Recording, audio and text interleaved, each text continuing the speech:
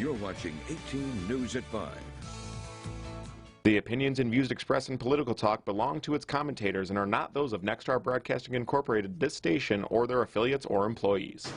Welcome to this edition of Political Talk with Democratic commentator Dora Leland and Republican commentator Tom Santulli. Impeached again. President Trump's fate now in the hands of the Senate after another historic vote on Capitol Hill. Every House Democrat and 10 Republicans leading the charge.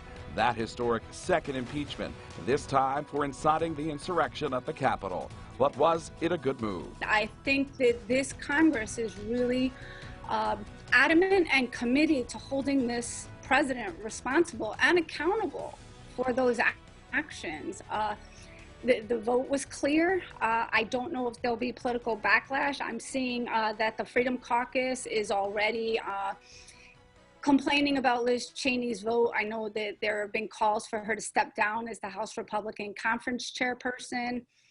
I think that this is more than just a political move. I know that the Democrats have been accused of saying, you know, this is a political move. He's almost out of office. What is the point? And I think that the point is right now is doing what the Constitution gave them the charge to do, and that is to hold elected officials accountable for their abuse of power. The significance of this is far more than just a symbolic gesture. I think if the 2/3 vote of the Senate does move to remove the president, then that would bar him from ever running from office again. It would strip him of any presidential or former presidential benefits and accolades. And I think that that is the point. I think people want to see him held accountable.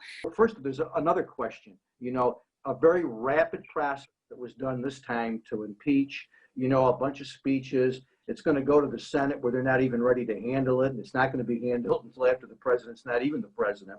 Now, there's a lot of people who are authorities in this realm who are saying, I'm not sure that you can do this to a president who's not in office. So that debate will be held.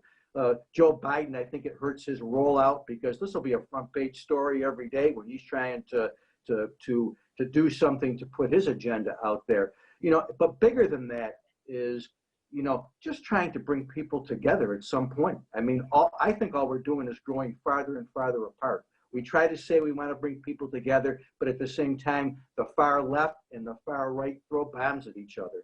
And we just can't settle in to what needs to be done. I'm thinking about what countries are going to see at an inauguration where we're going to have troops out there like you would see in a third world country.